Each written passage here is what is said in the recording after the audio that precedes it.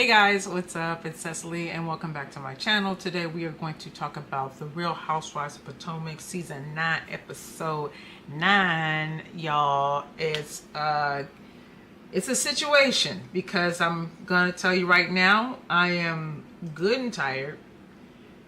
and tired of this dang birthday. This birthday celebration has now stretched out over the course of, I want to say, 4 or 5 episodes. When this episode started, I was like, am I on the wrong episode? Like, am I okay? We're still here. It was not that fantastical. The party was amazing, but the things that took place here were not so amazing that we should still be here. Bravo, you got some splaining to do. It's not given.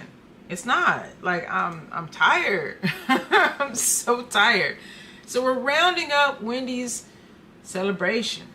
It was more than the party. It was a reunion. It was a showcase for our accomplishments. It was several firsts. It was, how many hours was it? Because I felt like we were there for all the hours. I feel like we were there for all the hours. I literally thought that I had found the wrong episode because we're still there. So yeah, we pick up where we left off. where we left off. Miss Mia. Oh, Mia. Mia being weird. Let me make sure my transitions are good. And we want to do... we don't want to do fake black. But we do want to do this. Jacqueline interjects, thinking, I suppose she thought she was helping Mia by interjecting and saying that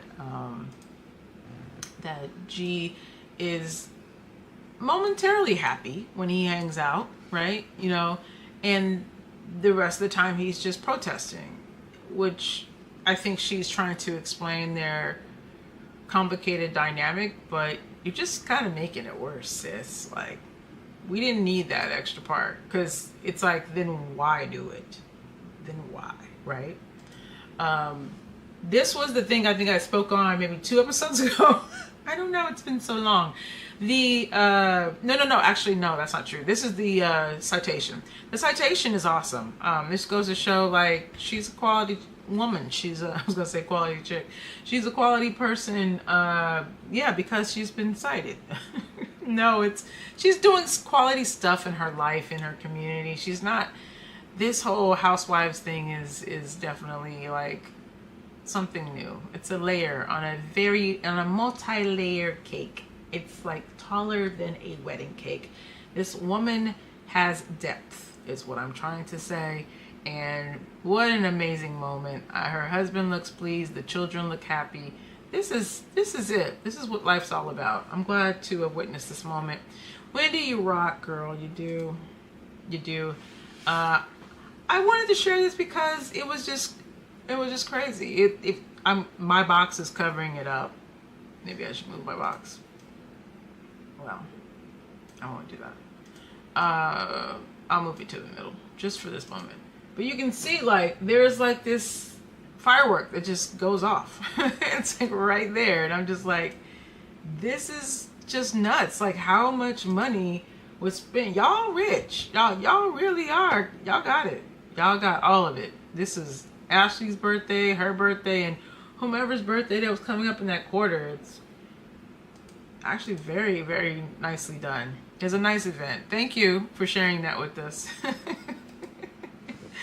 But there's a moment where Ashley, I don't know how she figured this out, but she beckons the ladies to talk to Stacey.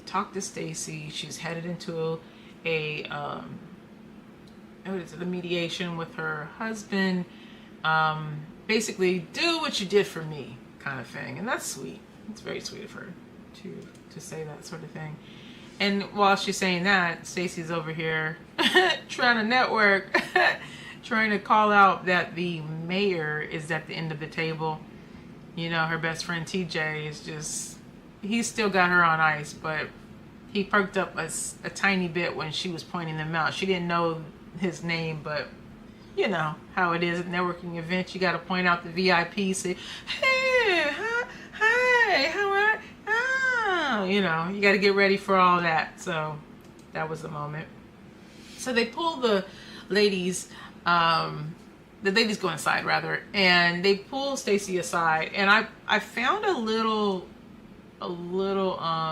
tweet that addressed this. And the guy says, I love that the lady sat Stacey down to talk about the reality of divorce. She may get a divorce before Ashley though, and laughed hard. Wow. Whoa, right? And he might be true. That might be true, rather. He might be speaking the truth. And, you know, it's just so funny how these ladies believe that they're going to have an amicable divorce. That's just not how this thing works. People change. Priorities change. We're falling out of love. We're no longer going to be together. I'm replacing you. Do you really think I'm going to look out for you 100%? More oftentimes not, guys. Like more oftentimes not. Looking at Stacey's face, it's like the first time she's ever considered that he wouldn't be who he said he was. Listen, my ex-husband and I made a pact that no matter what happened, that he would pay for our children to go to school. I don't know. That was just something that was important to me. We met in college and we didn't have much support. And I was like, I want them to have support. So can we support them? You know, please make sure that you always do that. And listen, them days came, and let's just say for the first part of their college, it was not even a question. He did not help. He did help them towards the end. And it was because I asked. But he was not going to be doing it on his own. And that, unfortunately, is like, damn, like, I picked someone that would do that. The horror. These people will love you when you're with them, but they can't be trusted in a sense to look out for your interests when they're looking out for their own. And to be fair, is it their job to look out for your interests when we're talking about breaking up? No. So this is a reminder to always look out for self. Don't always assume that what you're hearing is the truth, because people lie and people change their minds. More importantly, people change their minds.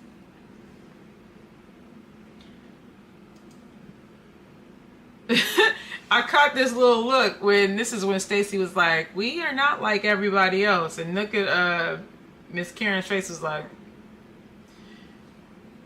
okay. She's like, I mean, I guess. And I feel her, because I was bothered by it too. I was so bothered by it. I was like, girl, you don't know what happens. I mean, we're not, this is from another show. Ignore that. I'm going to take myself out of this one.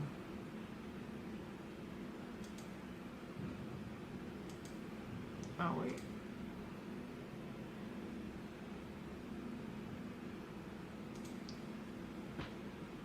So, one thing I was looking for is this emotional moment. I felt like this showed the potential for healing the generational divide. It was really special to see her with her sisters-in-law. And, you know, Eddie looks pleased. And, you know, we were waiting. We were waiting for a long time. They made their long-awaited appearance, and they met the kids. And, you know, it looks like they're beginning to mend fences. I found this tweet that said, Wendy got me crying at her birthday party. Repairing fractured relationships is hard and carry a lot of weight to them. And, you know, Wendy was crying too. It was a special moment. Special. Very special. Gizelle and her daughter meet up, and, you know, like, just kind of giving us a little bit of basis of, like, how their relationship has changed. how the relationships will change and what change means for Gizelle and having her daughter support. You know, very often we are the ones that are teaching our children how to be and what to do. And so this is a time where a mom is like, hey, I might need a little bit of slack. I might need a little bit of support. She talks about what happened when her father passed, how the girls were there for her. I think that her daughter even finds out that, you know, there was some things that went on that she didn't even know about. Like, you know, and Gizelle was saying to her that she did not want to rely on her. She didn't want to distract her because here she is away at school. So I could totally understand that. And the two of them are talking about the younger siblings going off to school. So it's that moment when you are like, you and your child are like that adult relationship. It's a milestone. And don't be afraid of it, ladies. Let it happen. It should happen. She's a pretty girl. I like her hair curly. Yeah, she's really cute. I'm the queen of grabbing you right in the moment. This is when Stacey was like, let me tell you. It's like, she wasn't ready for her mediation at all. She wasn't. And I think that Gizelle gave her some really good advice. Like, write down everything you want for you and for yourself. She also shared with the group that she'd never paid any bills. She didn't, you know, her husband's very traditional. Like, she didn't really have to do much. And so she found out about properties and things that she was not in on those business decisions. And so I can imagine that it could be overwhelming. So he hasn't been cluing you in thus far. What makes you think that you're going to get everything you're owed if he hasn't told you about these things? Trust. This is by design. So she was saying that she hadn't paid a bill in 15 years. And Karen's sage words for me stand out when she says, if you're divorcing, it's because you grew apart. You don't know the man you're about to negotiate with. If that ain't a word, like, sis, you are already going apart. You don't know who he has become. You don't know who's been underneath there all this time. You don't know what's going on. And this advice is designed just to help you get your ducks in a row, right? So it seems like Stacey's optimism was clashing with Ashley's like perspective. You know, she's more in her battle zone. You know what I mean? She's got her armor on. And it's good, I think, to show the different stages of navigating divorce, because they can start off nice and amicable and everybody's smiling and having a good time. And then you see something like a boyfriend, or you see something that makes you jealous, you know, or something that makes you feel less than, whatever, just something that makes you feel something, and then it turns into something else. And that's what Karen has said in the previous scene, like, you might want to hide your little friend until you're done. And I admit that, like, y'all are not completely divorced. Why are you parading this man around? Ooh, and that might be the reason why they're saying that they're celibate. I get it now, because they don't want anyone to think that she's cheating. Breaking the sanctity of marriage. Okay. All right, you two. And Wendy admits that she doesn't know how to pay her mortgage.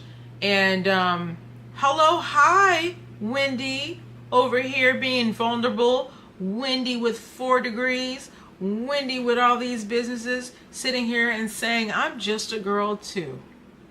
And I'm not a giant in this moment. I'm not a goddess in this moment. I'm just a girl too. I don't know how to do this. My husband takes care of these things. Perhaps I should inquire about it. Yeah, you should inquire about it. Should anything happen to your husband? I mean, just that makes sense to me. You know what I'm saying? But I thought, like, Wendy, you're coming off your high horse. There's something happening here. It's not fake.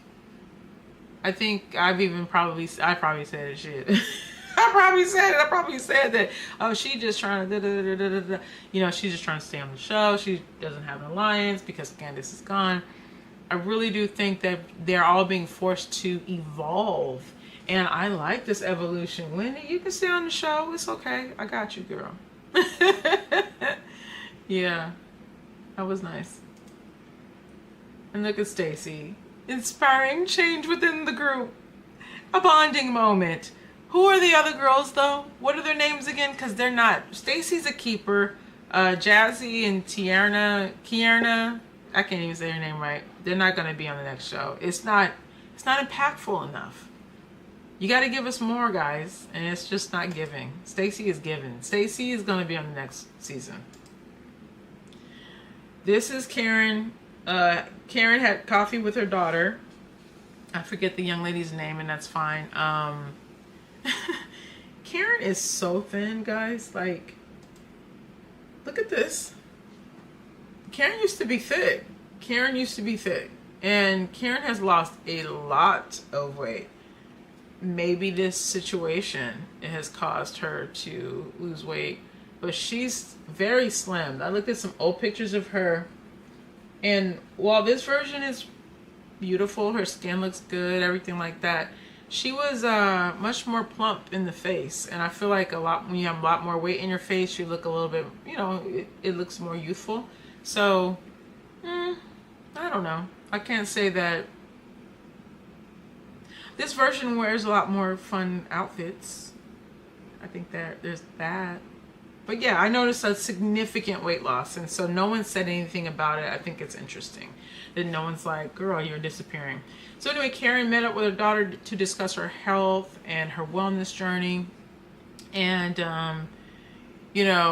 what she's got going on with her DUI situation, her friendships. They don't really talk about the alcoholism. They really just kind of refer to it as like, people saying stuff about her, like gossip or whatever. But, it's clear, even though we feel for you, Karen, it's like you're just not really showing up. The accountability piece is still pending.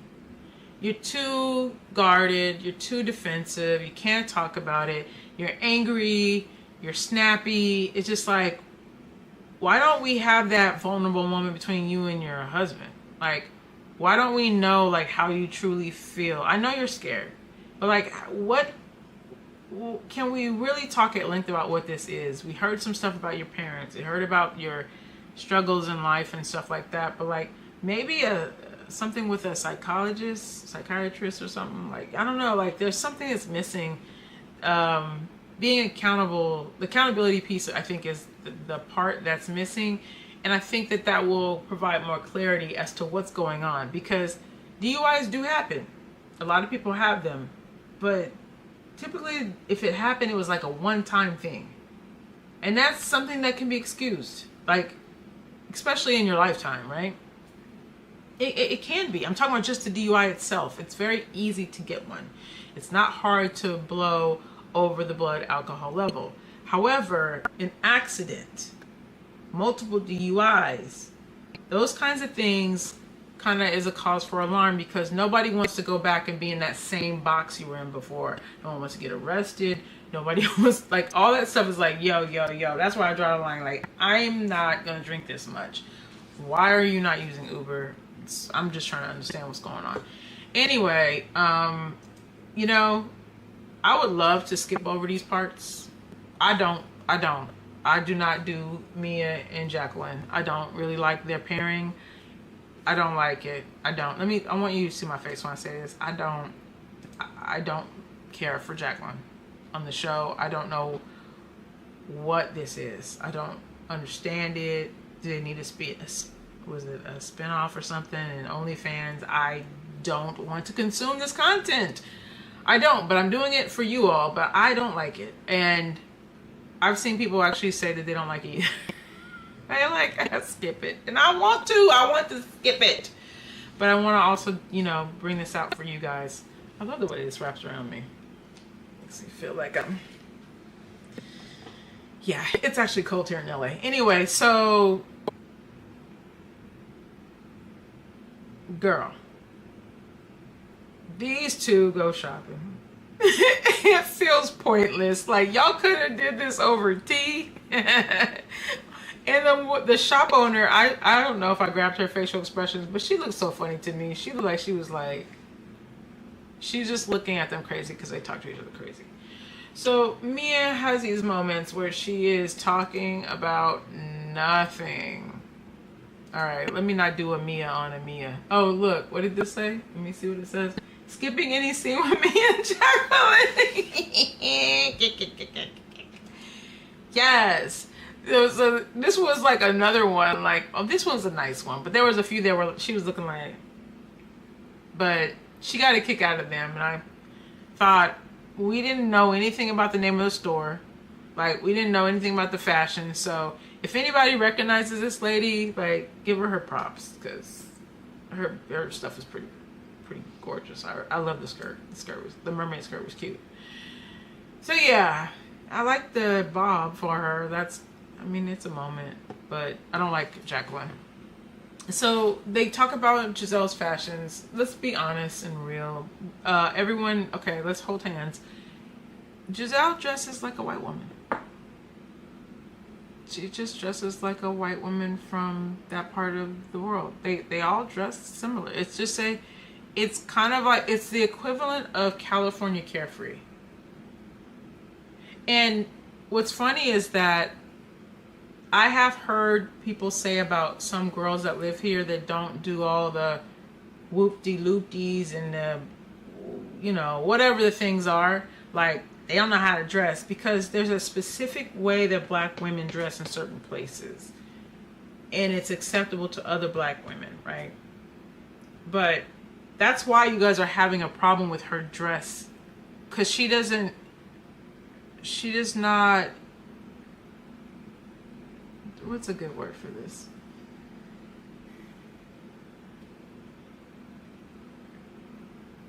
She just doesn't adhere to the luxury black woman dress code. She's not gonna wear a bunch of name brands. She's not gonna rock like the fashionable hairstyles of the time. You can tell that when she gets her hair done, you can tell when she's doing her own hair. Like, she really is a victim of pretty privilege. Pretty privilege means that I can wear this and flip-flops and I'm still gonna be cute. It doesn't matter. If she was not getting good feedback from the opposite sex, that's the attention she does want, then maybe she would level herself up more. But she doesn't really have to. Really beautiful women you don't have to wear expensive clothes. You can just kind of wear whatever you want to. You could be standing next to a girl who's got $1,000 pair of shoes on, $10,000 bag on her arm, and you're still going to get attention. Like, that's what Gizelle's got going on. And the problem is that the black women are saying, oh, she ain't dressing because a lot of women dress for each other. Well, this woman is not motivated to impress other women either. You feel me? So, like, that's not her. She don't want to impress you. She ain't trying to impress your man. You've never seen Gizelle walk into a room and prance and put on a show. You've never seen her change her expression and how she talks to men. She talks to them the same way she talks to women.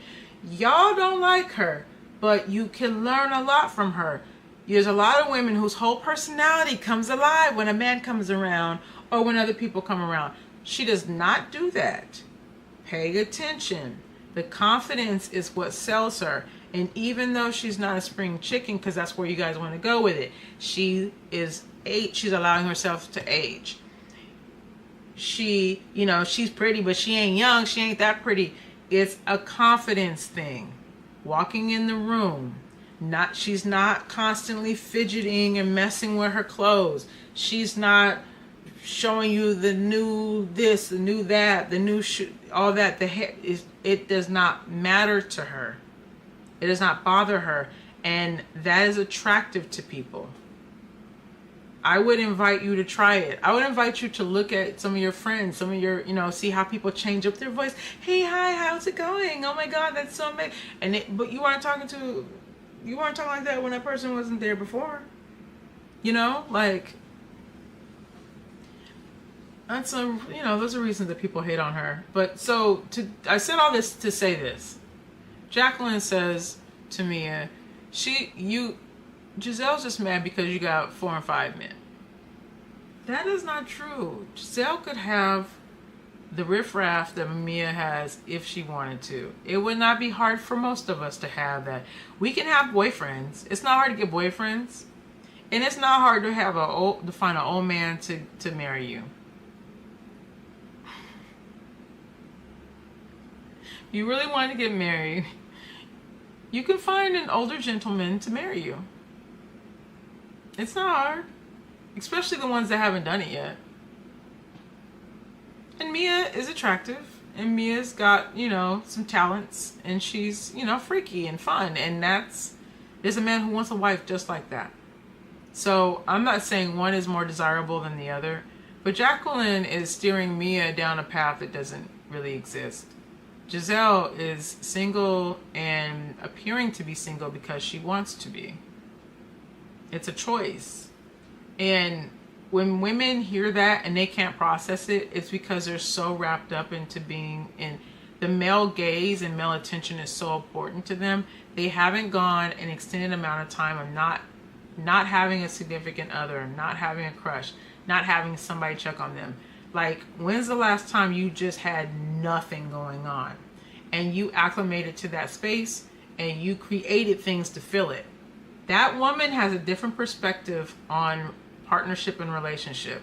Jacqueline, who's been in a relationship with a man for 13 years off and on, and women and whomever, cannot fathom life alone. Life alone is probably just a few weeks here, a few weeks there, maybe a summer, but you still got your hot girls and you got your this and that. I mean, completely dormant. The phone is dry.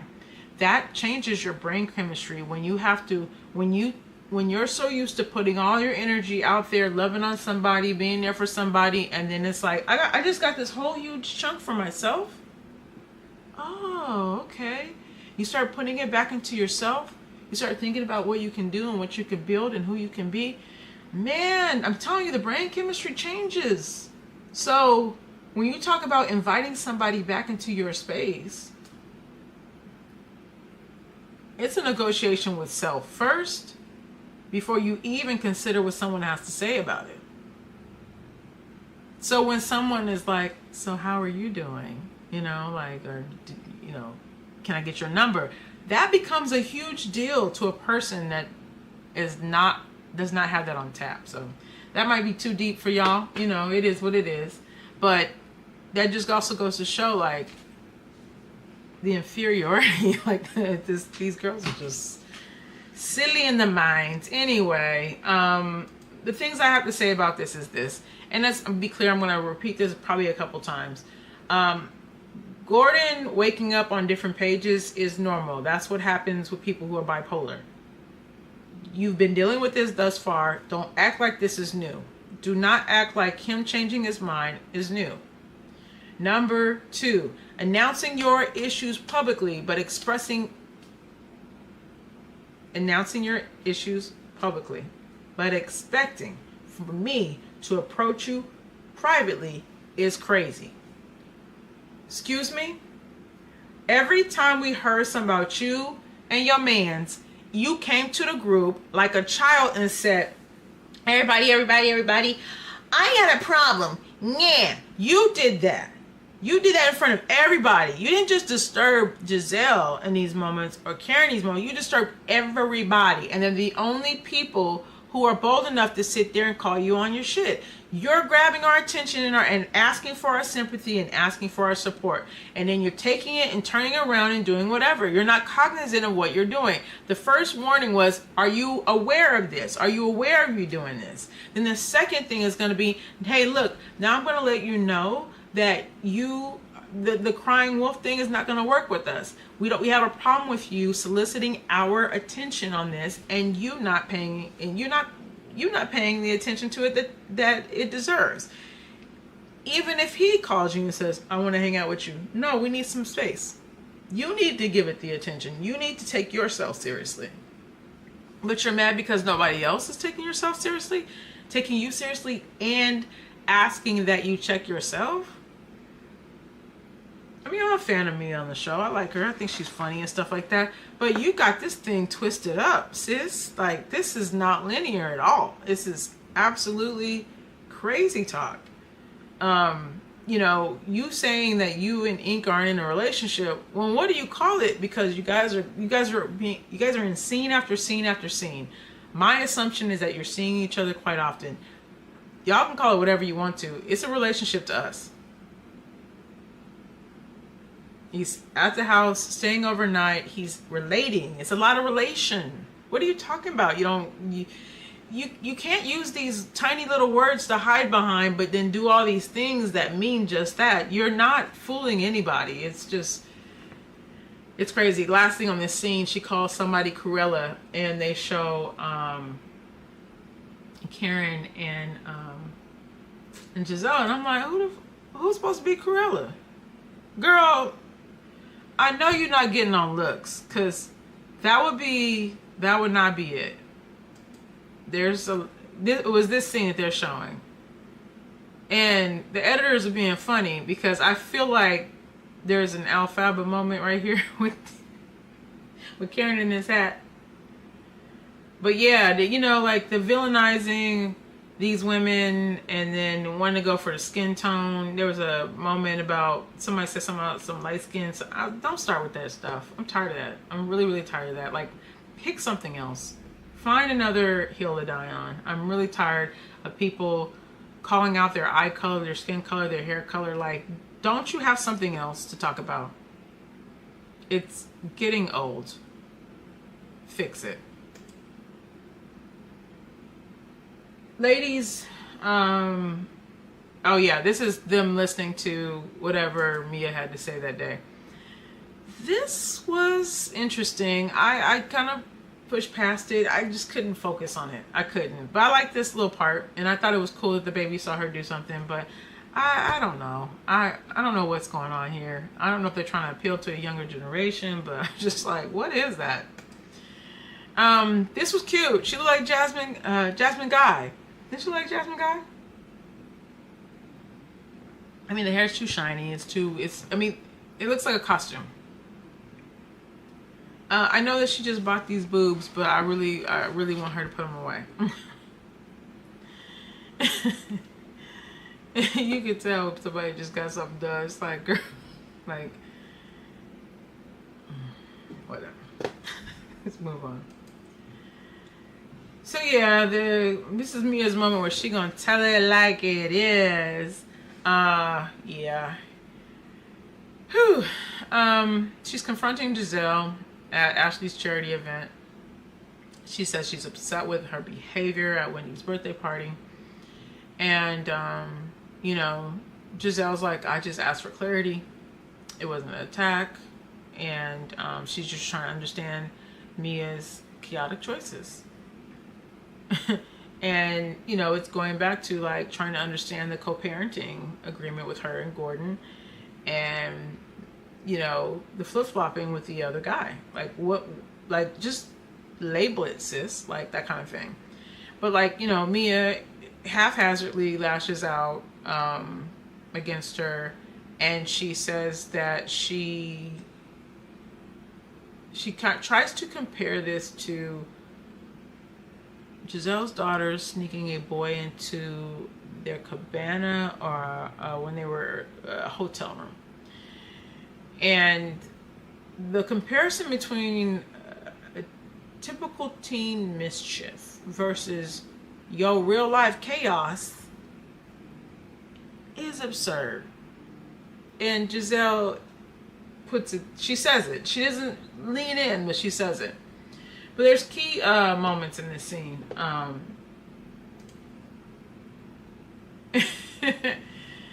Like, right here, it says Mia is actually losing her mind. She's going through a lot with these two men, but what she's not going to do is lash out on me and my daughters. And I feel that, like, you can go through whatever you want to, but you're not going to sit here and be grasping for straws. And if that was the straw that you had to grasp for, girl, are your arms tired? Are your arms tired because you are reaching, sis? You're reaching. This does not equate to that. Mia is a liar. Let me get this off of here real quick.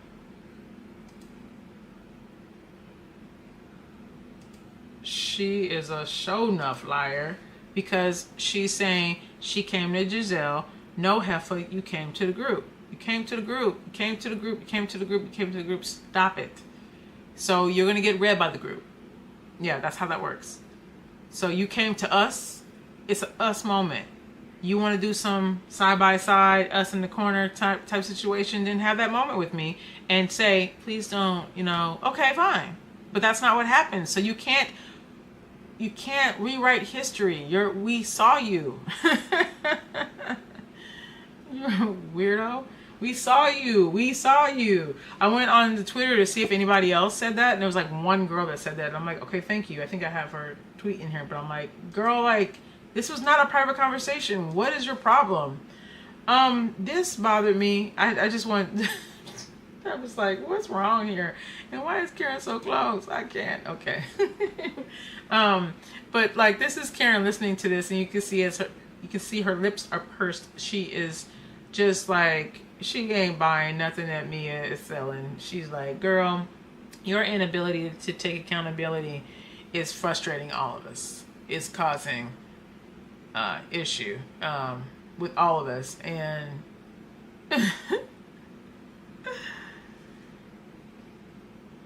it's funny because Gizelle is thinking about giving her a little piece of something, but she doesn't. And this is Karen listening in, and it's funny because both Karen and Wendy stay pretty quiet on this.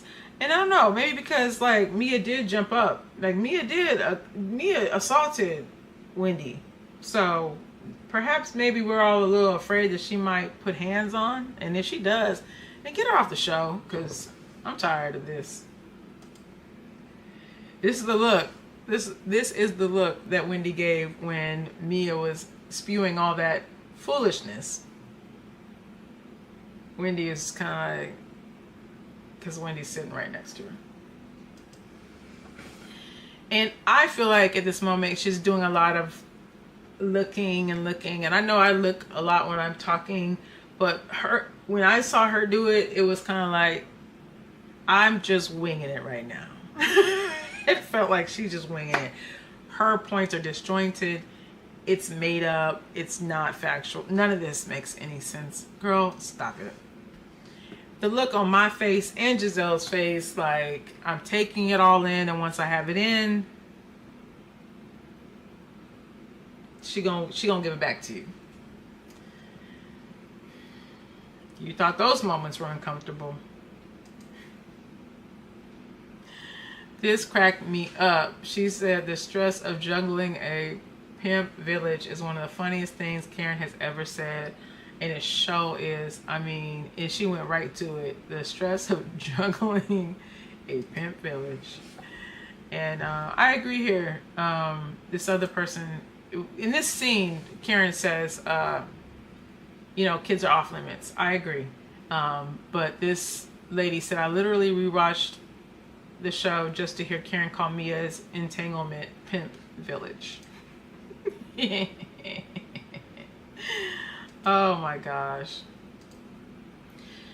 So yeah, just a few, I have one last thought. I think that the biggest takeaway on this episode is that Wendy's circles are circling. I really think that she's balancing her Housewives persona with her real life accomplishments.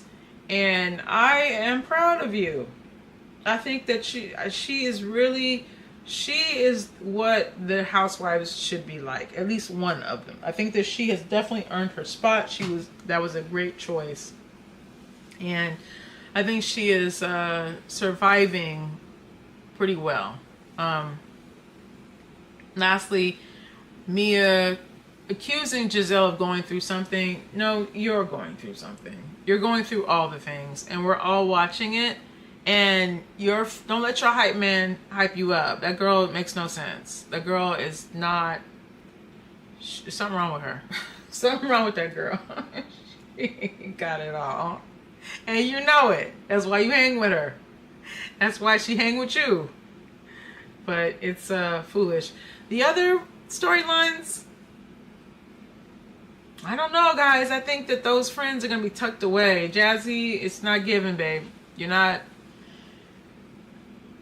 Yeah, it's not given. And Keiarna, I think you're gonna stay in friend zone, because even though you're a grown woman, you got things. It's something that's very kind of immature, kind of childlike. I don't know if she's like way younger than them, but she's not meshing well. You gotta make friends, and you gotta be open to friendship. So I think there was a huge mistake for her to go after Ashley. I think she should have if she would have became friendly with Ashley, I think everyone would have been able to see her versatility and would have gathered a different respect for her. I didn't say that you needed to like kiss her butt, but if you would have accepted her apology and were able to see her for who she was, because remember, they're able to separate that woman from Ashley. It's possible for you to do it too. Then you would be able to widen your circle. Karen is not a robust enough character for you to partner with to slide in. It's not it. I mean, Wendy kind of did that, but then she also became friends with what's her name? I forget her name. Candace, and she created an adversarial relationship with Gizelle and Robin. So it cemented her. She had multiple things going on plus her own stuff. And you have to have that. You have to be a well-rounded character. You're only coming off in a few dimensions. And even this thing with the boyfriend that's coming up, I'm thinking like if she was able to bring that back into the fold and now she can create a new relationship based off of what she's going through, then there might be a possibility. Like you're going to have to share and break bread and like really bond, and you're not really bonding. Jazzy's just becoming a more polished version of Jacqueline, and so I would take her over Jacqueline. I would take we could swap her out, but please don't give her whatever it is y'all give them in Potomac. Don't do that. Appreciate you guys watching. This went way smoother than my Real Housewives of Beverly Hills. I mean, listen, I am a very ambitious. I'm ambitious. I want to do this and not have to edit it. I edit so much. I would love to just edit like something that requires a lot of fun stuff and this be like that thing. And then, you know, going live is fun anyway. Like it's fun to connect with folks. So I'm on OBS on this one. I used EV Mux or whatever it's called. And child, the slides was all over the place. It was all over the place, child. I was like, oh my God, I'm so embarrassed. So anyway, we made up for it with this one. We're gonna get Beverly Hills together next week. Don't you worry. If you watch this whole thing through, let me know. Just say, you can give me a little thumbs up or in the comments or something like that. Let me know if you enjoyed this. All right. Hey guys, what's up? It's Cecily and welcome back to my channel. Today we are going to talk about The Real Housewives of Potomac Season 9, Episode 9, y'all.